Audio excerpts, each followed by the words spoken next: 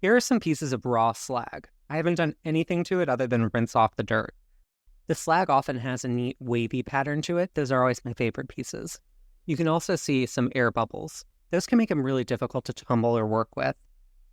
I've tumbled quite a bit of slag over the years, and you can see I've had some mixed results. The wavy gradient here, I think, is really pretty.